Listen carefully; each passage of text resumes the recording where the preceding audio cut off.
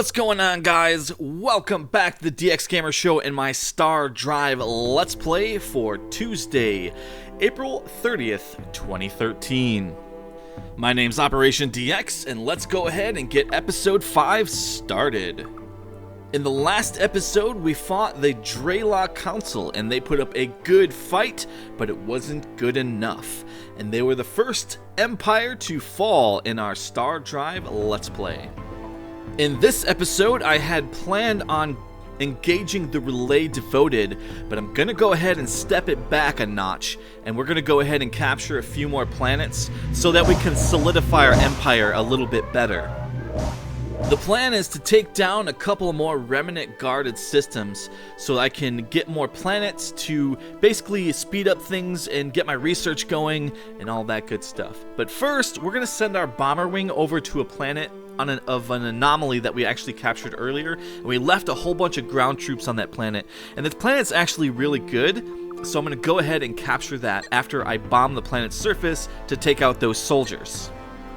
Another reason I'd like to grab a few more planets other than the purpose of research is to kind of specialize my empire a little bit. I like to have a few planets dedicated towards production, and then I like to have the rest of them dedicated towards research, and that way I can split it up and focus on a few forward planets as my production planets and basically build all my units there. And sometimes I'll go ahead and build manually and then I'll fold them into a fleet after. You'll see me do that a little bit. But there's also the kind of a nice thing too in that fleet management screen where you can just on the fly requisition and build. And I believe it'll allocate the planets that have the most production to that task, so that's another reason why I like to focus that. Now that we're finishing up our first parts of our research, we need to go ahead and get some of these lower tier researches out of the way, such as the Corvette hull. That's an important one.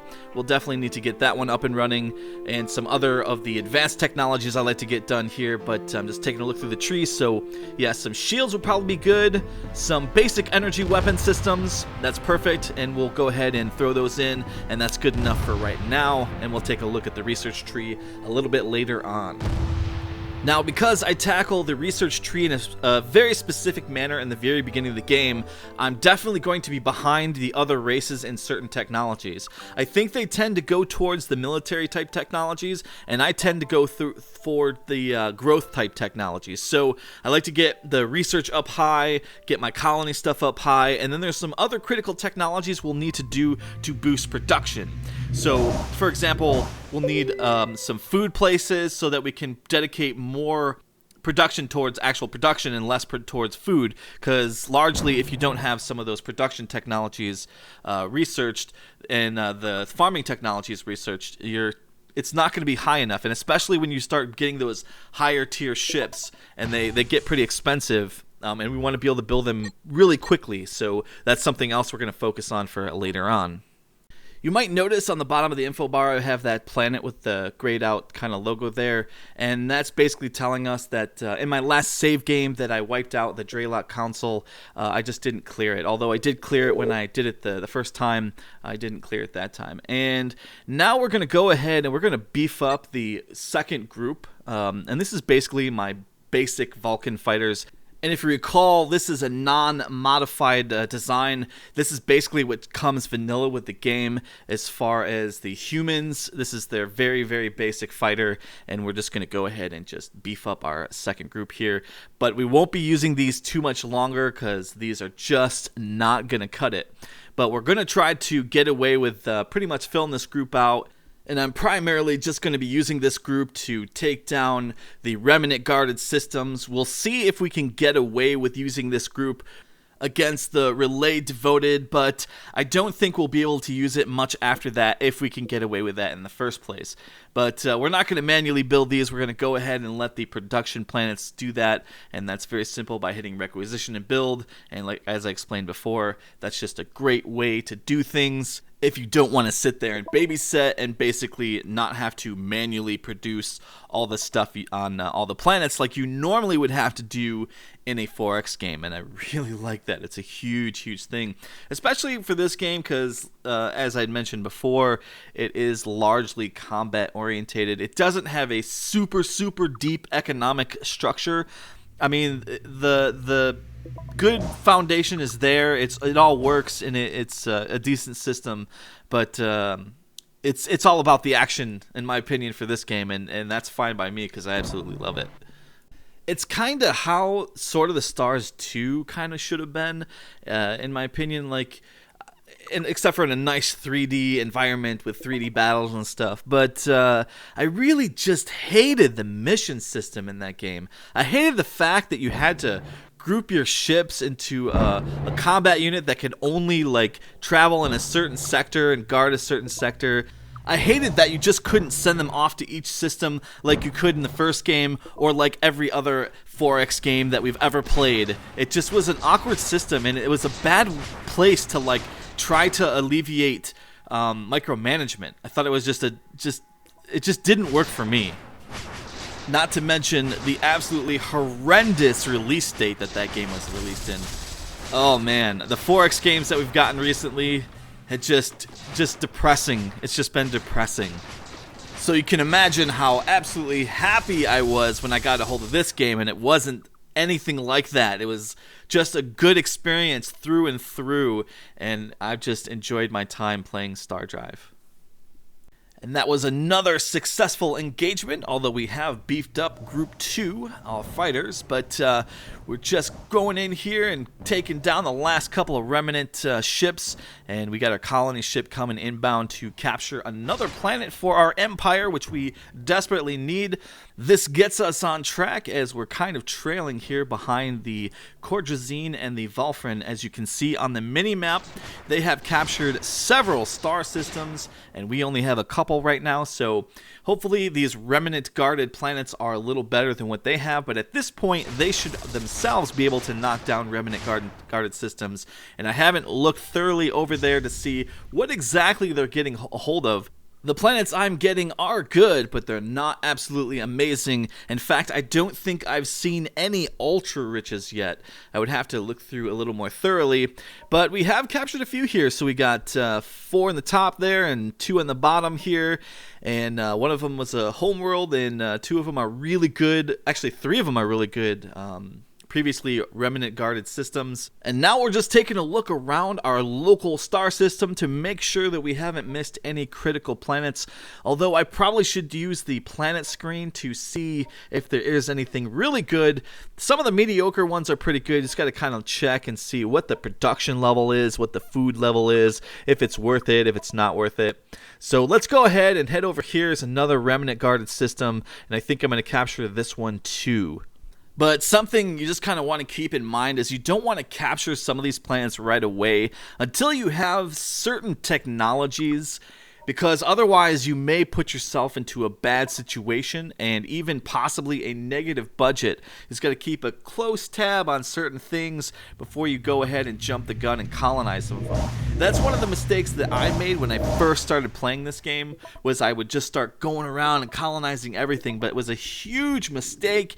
And pretty much I had to start over because it was complete waste, and like there's nothing I could have done. I was losing money, and to the point where I couldn't keep anything up. My maintenance was too high for my stuff and all the buildings, like trying to build all the buildings right away and stuff, and it was just a mess.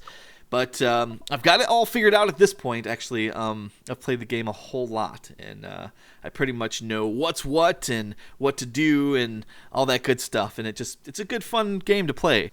So now, once again, now that we have Group 2 rearmed, we're moving Groups 1 and 2 into position to go ahead and blow up some more Remnant Guardians. Now here I was kind of considering heading up to, see that gold planet above me? That's actually not owned by the Cordrazine. That is a special race. If you recall earlier, we got that choose your own adventure text, and that's their planet. But I was considering knocking it down, but I had forgotten that there is a super, super nasty ship that pops out, I think, after you take that down. I can't remember, or if it's like you have to go through the artifacts. In any case, I kind of just bypassed it. I thought about it for a second. I moved my ships into position, and then I was like, no, I'm not going to do that. I'm doing kind of a hybrid thing here. If you notice, like I'm building those bombers manually, and then I'm adding them to the group manually. I'm not going through the requisition build thing, which you can do both. Either way, I'm kind of used to it. It's just a good idea to build a whole bunch of these smaller bombers because they tend to die in a horrible fire very rapidly in the later engagements. Even when you try to protect them and stuff, planets tend to have planetary shields and planetary missile bases and all that stuff. And with them absolutely defenseless, they have no shields, no means of defense. They can probably only take 1 or 2 shots and they'll just explode. So if we're going to continue using those bombers and not get shielded bombers, which is a valid strategy because they're super cheap, and later on when my production's really high, I can pop them out really, really quickly and have giant groups of them come in, and basically all they need to do is get 1 or 2 volleys off and we'll knock a planet over. But some of the larger planets, though, with like the 14 or 19 population, yeah, those take a while anyways, and I'll probably stick with those. I may go with shielded bombers later, but we'll just see how things unfold. But again, they're really, really fast. They're fast to build, so that's why I'm probably going to go ahead and stick with them throughout most of the game. I may end up building something later, but we'll just have to see. Very shortly, though, we're probably going to have our corvettes unlocked, and we're going to have to build ourselves a nice, fun ship there. I don't know if I'm going to wait till I get the remnant technologies unlocked before I actually do go ahead and build one of those, or if I'm just going to jump the gun and, throw some basic lasers on there and just go to town. And once again, you get to see my classic strategy kind of unfold here, as I always typically follow these kind of rules, where I'll send group 1 and 2 into combat, and I'll prep with my colony ship in the rear. I've got a couple of colony ships back here because I believe there's 2 planets I want to go ahead and capture in the system. They're not exactly epic. I think there's like a 3.5 population, and the other one's very similar.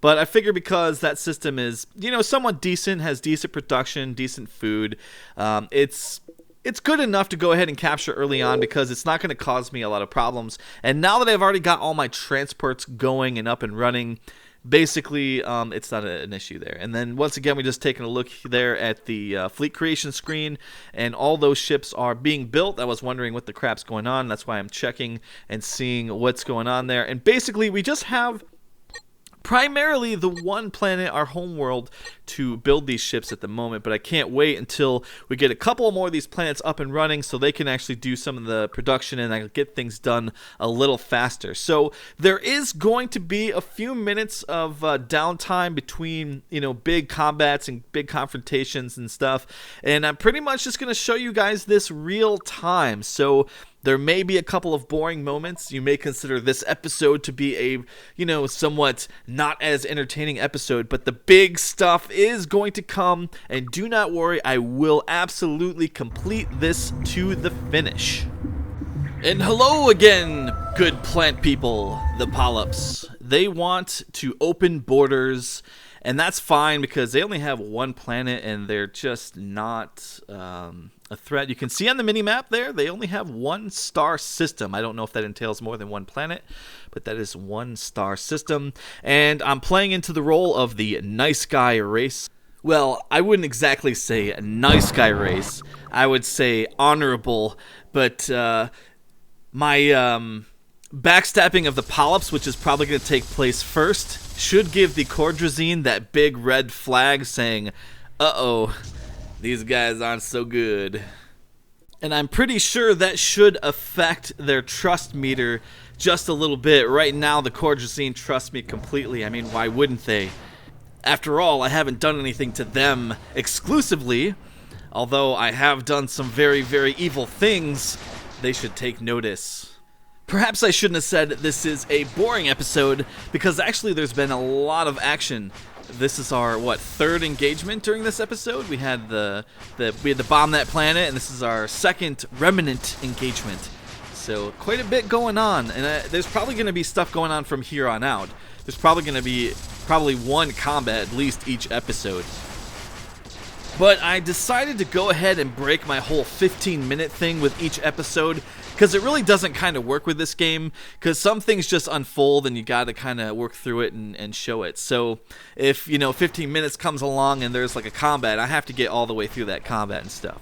But to wrap this episode up, we'll go ahead and we'll get ourselves into position to engage the relay devoted, and then we'll probably start the next episode off by engaging the relay devoted.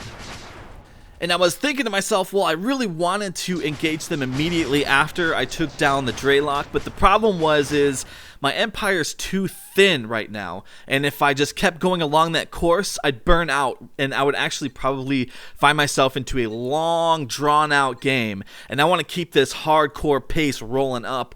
So for these short moments of kind of slow down and recollect, it's going to make big moments later on so I can just aggress. And that's pretty much how things are probably going to unfold. And my Let's Play will probably finish maybe by the end of this week or maybe by mid next week. But I think that if we keep this pace and I do like 25, 30-minute episodes, we'll probably get this wrapped up by sometime mid next week. But I am not going to stop until I see that victory screen. And pretty much we'll watch the stats at the end, and that will conclude this Let's Play series. Now that we've cleaned this system of remnant forces, we're going to go ahead and colonize these 2 planets over here. And that was pretty much the plan. They're not epic planets, but they're decent enough. I actually don't know why this particular system was guarded, because they're pretty mediocre at best. Although they have pretty decent, like I said, production and food and stuff. So let's see. The Cordrazine have 5-star systems, and the Relay looks like they have 2-star systems. And let's just take a look and see what we're getting into. It appears that the Relay devoted secondary star system is not anything special, and if you recall, while we were doing the anomaly grab a few episodes back, I believe they lost that planet, so they've recaptured it and pretty much started building upon that, and that setback is going to cost them, because they are going to be the second race that I'm targeting to stomp out, and we will see if they've gotten too far along technologically for my small little fleet to take them on. But there we go, we've captured one of the 2 systems that we were planning on doing, and sometimes the capture of the planet's kind of slow. You'll put the colony ship up there, and then eventually you'll get it. So I pretty much step away and just wait for that symbol to pop up. I'll click on the logo and click Core World, and that's pretty much how I like to start my planets off, and then we may specialize later on. Most of my planets are going to go towards research, with a few moving towards my primary production planets, but I had explained that earlier, and we're probably going to do that. As with all battles in this early stages of the game, I have to send my second group back to rearm, and that's actually not going to be an issue later on, because I am going to go towards ships that use energy-based weapons, and we'll no longer have to do this repair run after each confrontation, and then we'll be able to move on from one fight to the next. Although, if we do continue using those bombers, we will have to keep moving towards them rearming and then sending them back off and rearming. Fortunately, though, they're really fast. They can zip around the map really rapidly, so it's really kind of a non-issue. It's not going to take too much time to rearm those. If we get really kind of to the point where we don't like doing that, I'll probably build a support ship that can rearm my bombers. Although, depending on how far things go along and how far they get dragged out, we may not get to the stage where we're actually doing support ships for our fleets and stuff, because that usually happens when you get into a long, drawn-out game, which this probably isn't going to go in that direction. However, there are technologies that I tend to research, and because I go up the research tree so quickly after I get my initial setup going on with all my planets and stuff, there's actually a technology that you can fabricate the ammunition right on your ship with energy, and that's kind of nice, especially if you're using an ammo-based ship. But again, we're really not going to be using too many ammo-based ships other than our bombers after we get the lasers up and running. Our brand new corvettes are going to be exclusively energy-based, and we won't have to worry about that issue at all. However, the lower level lasers are pretty weak and they don't do a ton of damage, so I might cave on that whole thing. But if we do a ammo-based Corvette, I will be fitting that ammo generation unit on the ship because it makes life so much easier to not have to go back and refit. Although a support ship with repair drones is especially helpful, especially if your ships get their engines knocked out and they just sit there and they're useless. That kind of stinks, but that does happen because it's really cool how combat works in this game. It's very, random, and different systems can get hit. You never know what system might get hit and damaged and stuff, and depending on, if your ship's getting hit in multiple directions and some power cores down, your ships become, ineffective, and it's really cool. I love combat later in the game. But you can't really control it later when it gets the huge battles. You can't babysit like I was doing earlier on the Remnant thing where I sent one ship off to save it or whatever. There's pretty much no doing that. You pretty much throw your fleet at it, you give it some basic directions and orders, and you just let it roll and see what happens. Now that all my ships are operational, my second group looks pretty filled out, my bomber group looks pretty good. We're going to start getting things all into position, and it's kind of important to get that first group, which is all energy based. I didn't have to send them back to reload. I could just send them straight over to the zone where the relay 2 star systems are, and that's good because those ships are slow as dirt. And there we go, we finally colonized that second planet in that star system that we just destroyed all those remnant guardians. I actually had forgotten to send that ship over to colonize that second planet. It's not a great planet, so we might want to, if things get long, probably research the terraforming technology so that we can get that planet a little better. Although, once we get biospheres up and running, I'll probably stop and make sure all those manually build, because that's a big technology to allow for extra population. Of course, that's going to give us a big bonus to research, and technologies that give you bonus to production for each worker working on that. You get a bonus and stuff, so you definitely want to get those 2 things in place as fast as possible. And here again, you see me doing that babysitting thing because my ships refuse to make best speed to the location I tell them to go to. And you can see, when I click on them and actually tell them to go in an individual manner, when they're not actually part of the group that's slowed down, they'll actually make best speed to the location. I would really like if that could be fixed, especially with the ships behind the group. Now, I get the fact that if you have a group going and they have to, you want to fly them together and they're bigger ships that are slower and stuff, I get that when the group is forward, that's fine. But the ships that are lagging behind, they should always go as fast as they can possibly go until they catch up. And that's just something that drives me nuts. It drives me crazy. It's nitpicky, though. It really is nitpicky. I mean, don't take me wrong, and don't take this as a negative thought towards the game. I love this game. It's just one of those things, when you play a game maybe a lot, and you just, you notice little details like this. Especially when you have a very focused play, like when I'm playing this game, and I'm very aggressive, and I'm trying to get to the next thing, and, I'm waiting for other things to happen, and, I leave them in the back burner and move on to the next thing, and I come back, and it's still not finished. I just get a little irritated, but it's really not a big deal. You can manually click them and drag them and force them to go, so it's correctable. Now that we're in position, that's pretty much it for this Tuesday episode. Thank you for watching the DX Gamer Show at my Stardrive Let's Play. I'll see you guys later. Take care.